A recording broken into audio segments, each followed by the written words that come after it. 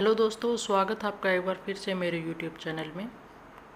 हमारा टॉपिक चल रहा है एंशिएंट इंडियन हिस्ट्री, जिसमें हम पुरातात्विक स्रोतों को देख रहे हैं कि किन किन के माध्यम से हम अपने इतिहास को जान सकते हैं। तो आज की वीडियो में हम देखेंगे पुरापाषाण काल कहाँ से शुरू हुआ और मध्यपाषाण काल, नवपाषाण काल, इससे नेक्स्ट वीडियो में देखेंगे। इतिहास को जानने के प्रमुख स्रोतों में दो स्रोत आते हैं। पहला आता है प्रागैतिहासिक काल और दूसरा आता है आदि इतिहास। तो प्रागैतिहासिक काल क्या होता है, सर्वप्रथम यही क्वेश्चन बन जाता है। जिस काल के लिखित विवरण नहीं मिलते हैं उसे कहते हैं प्रागैतिहास काल। और आदि इतिहास की बात करें तो जिसके लेखन कला के यानी उस समय लेखन कला तो प्रचलित थी, लेकिन और हमें स्रोत भी मिले हैं लेखन कला के, लेकिन हम पढ़ नहीं पाए हैं उनको, उसे कहते हैं आदि इतिहास काल। यानी प्रागैतिहास काल वो है जिसके लिखित विवरण नहीं हैं और उसकी जानकारी के एकमात्र स्रोत क्या हैं, पाषाण के उपकरण, यानी पाषाणों से जो उपकरण बनाए गए हैं और जो उनके अवशेष हमें मिले हैं उसी के आधार पर कुछ अनुमान लगाया जाता है।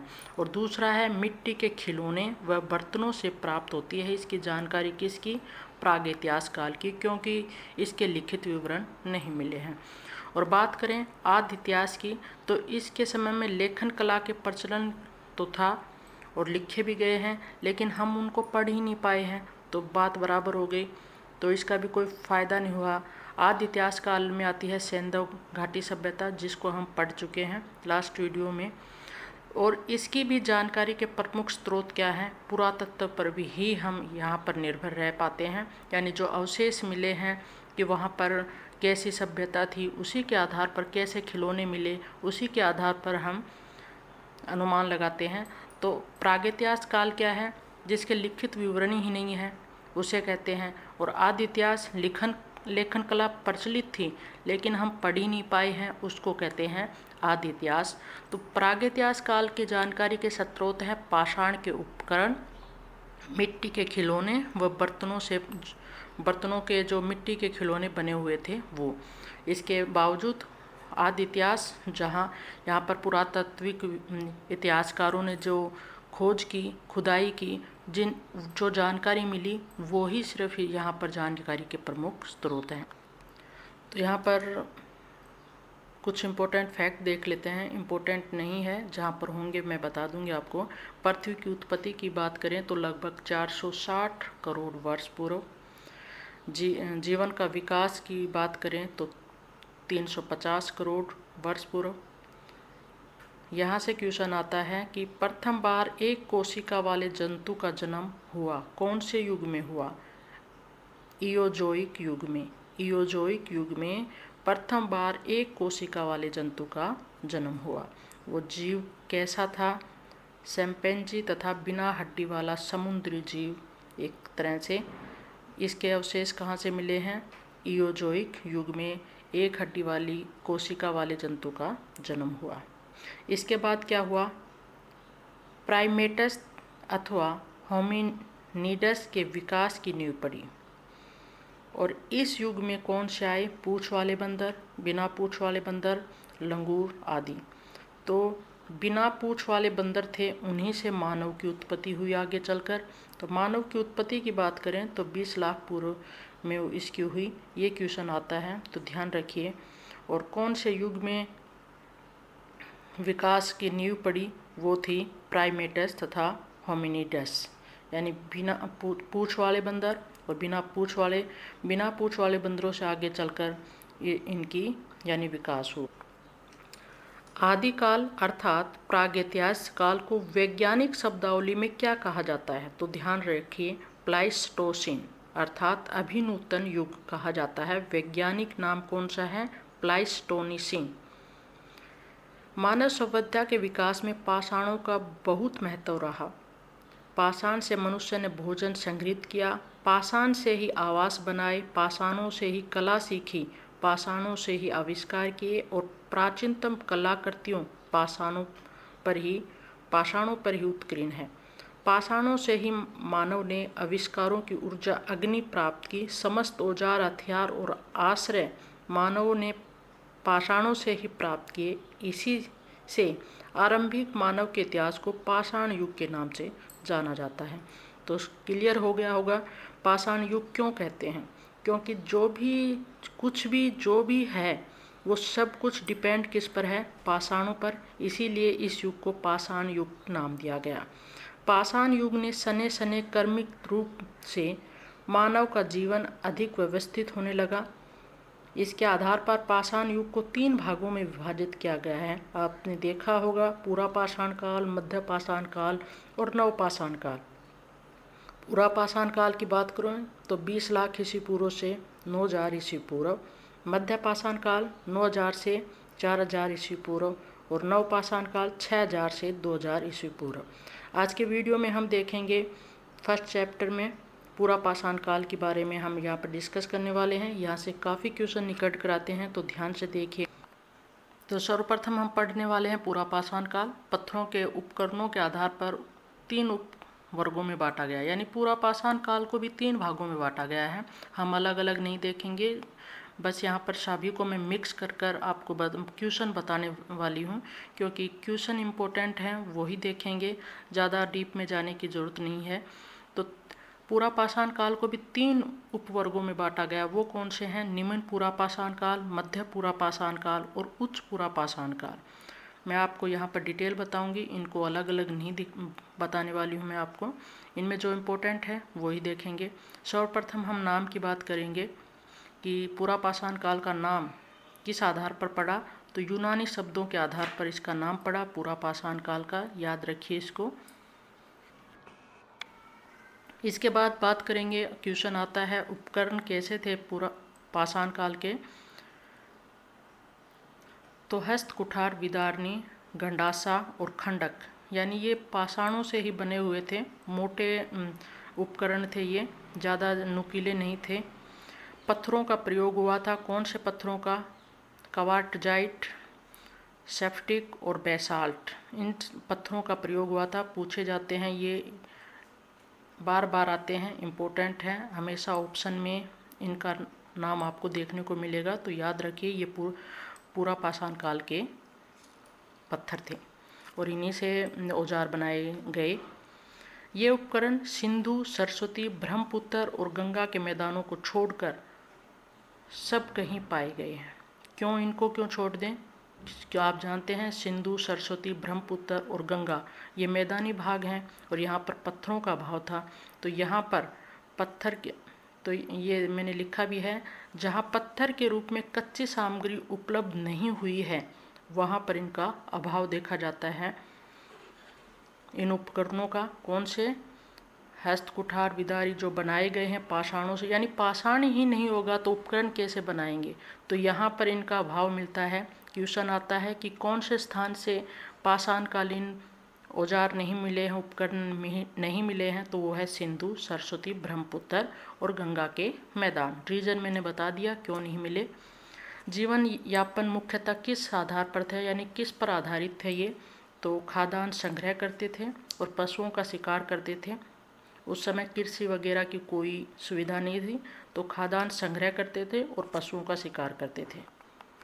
निवास स्थान की बात करें कि ये कहाँ पर रहते थे, तो पर्वतों के कंदराओं में रहते थे। और ये ऐसा अनुमान कैसे लगा सकते हैं हम कि पर्वतों के कंदराओं में ही रहते थे? तो यहाँ पर शैलाश्रय मिले हैं, यानी शिलाओं पर डिजाइन किए हुए मिले हैं।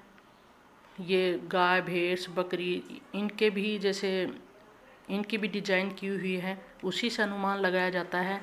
शैलाश्रय प्राप्त हुए, उन्हीं से अनुमान लगा पाते हैं कि वहाँ पर क्या क्या करते थे लोग, क्या नहीं करते थे। तो पशुओं की भी जानकारी जो हमें मिलती है इन्हीं के माध्यम से मिलती है और इन्हीं से अनुमान लगाते हैं कि पर्वत की कंदराओं में रहते थे ये पूरा पाषाण काल के मनुष्य।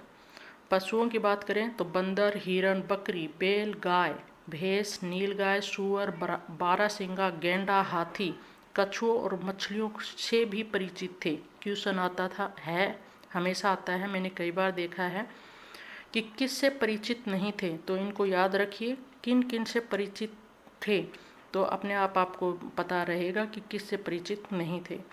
तो और इनका अनुमान किससे लगाया गया है? शैलाश्रय जो मिले हैं उन पर जो डिजाइन की गई है उन्हीं से अनुमान लगाया गया है कि ये किन किन से परिचित थे, क्योंकि उन पर इनकी डिजाइन की हुई है। विभिन्न प्रकार के फलों, पुष्पों, कंदमूलों से भी ये परिचित थे। आगे देखेंगे पूरा पाषाण काल के प्रमुख स्थल कौन कौन से हैं। अगर वीडियो अच्छा लग रहा है तो लाइक ज़रूर कर दीजिए और ऐसे ही वीडियो पाने के लिए चैनल को सब्सक्राइब ज़रूर कर लीजिए। तो चलिए देखते हैं आगे पूरा पाषाण काल के प्रमुख स्थल कौन कौन से हैं। सोहन घाटी, व्यास, सिरसा नदियों के तटीय क्षेत्रों से प्राप्त हुए पूरा पाषाण काल के प्रमुख स्थल। याद रखने हैं, सोहन घाटी से मिले हैं, व्यास, सिरसा नदियों के तटीय क्षेत्रों से। और जैसे कि यानी इनके एग्जाम्पलों की बात करें तो पहलगाम जम्मू कश्मीर में, अडियाल, बलवाल और चौंटारा ये किससे संबंधित हैं? पूरा पाषाण काल के स्थल हैं ये। तो क्वेश्चन आते हैं कि पहलगाम कौन से काल का, यानी पूरा पाषाण काल के कौन से काल का ये स्थल है? नव पाषाण का है या मध्य पाषाण का या पूरा पाषाण का है? तो ये पूरा पाषाण काल का स्थल है। राजस्थान से बात करें तो पूरा पाषाण काल के कौन से स्थल मिले हैं? तो थार मरुस्थल के डिडवाना है ये क्षेत्र में, लूनी नदी और गंभीरा नदी और चंबल नदी की घाटियों में पूरा पाषाण कालीन बस्तियां प्राप्त हुई। तो ध्यान रखिए, इम्पोर्टेंट है, यहाँ से क्वेश्चन 100% आता है जब भी आता है, जब क्यों इसमें। और इसी प्रकार का क्वेश्चन आता है कि कौन सा स्थल पूरा पाषाण से संबंधित है या नव पाषाण से संबंधित है। तो मैं आपको बता रही हूँ, राजस्थान में थार मरुस्थल के डिडवाना, लूनी नदी, गंभीरा और चंबल नदी की घाटियों में पूरा पाषाण काल बस्तियाँ मिली हैं। और इम्पोर्टेंट है कि कहाँ से नहीं मिले हैं, एकमात्र सिंधु, गंगा नदी, ब्रह्मपुत्र नदी, सरस्वती नदी के मैदानी भागों में ये नहीं मिले हैं उपकरण पूरा पाषाण काल के, इनको ध्यान रखिए।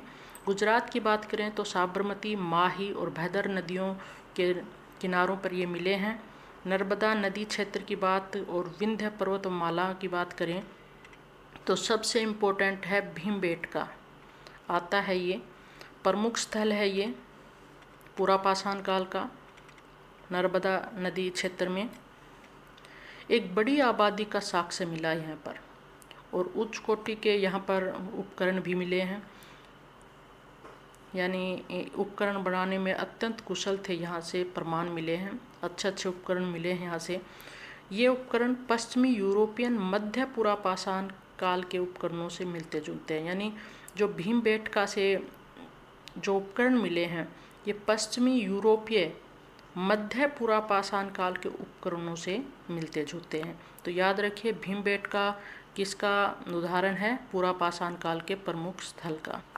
इसके अतिरिक्त विंध्य से दक्षिण की ओर जाएं तो ताप्ती, गोदावरी, भीमा, कृष्णा नदियों के किनारे भी पूरा पाषाण काल के प्रमुख स्थल मिले हैं।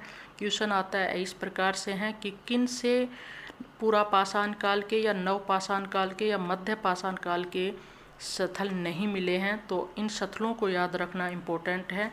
ताप्ती, गोदावरी, भीमा, कृष्णा नदियों के किनारे ये मिले हैं। जिनमें स्थान कौन कौन से हैं? स्थान पूछेगा, नवासा, कोरेगांव, चंदौली, शिकारपुर, यहाँ से पूरा पाषाण काल के स्थल मिले हैं।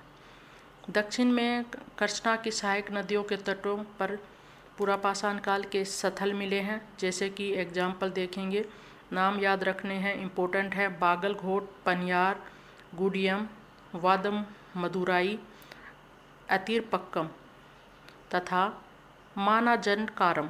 इसमें इम्पोर्टेंट है, बागलघोट आता है, पनियार, गुडियम,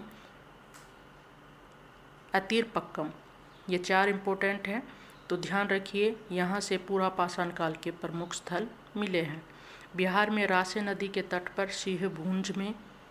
सिंहभूम में, इसके अतिरिक्त बंगाल में दामोदर और सवर्ण रेखा के तटीय क्षेत्रों में पूरा पाषाण काल के स्थल मिले। उड़ीसा में बुहार, बलंग घाटी में, वैतरणी, ब्रह्मणी और महानदी के तटों पर भी पूरा पाषाण काल के प्रमुख स्थल मिले हैं। यानी पूरे भारत में ही मिले हैं पूरा पाषाण काल के स्थल। सिर्फ गंगा, सरस्वती, ब्रह्मपुत्र इनका मैदानी भाग छोड़ दें तो इस यहाँ से क्वेश्चन आएगा कि कौन सा स्थल है।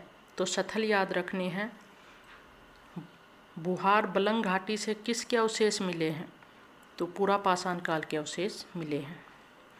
पुरापाषाण कालीन मानव ने अग्नि जलाना सीख लिया था। तो ध्यान रखिए, अग्नि जलाना कब सीखा? पुरापाषाण काल में सीख लिया था।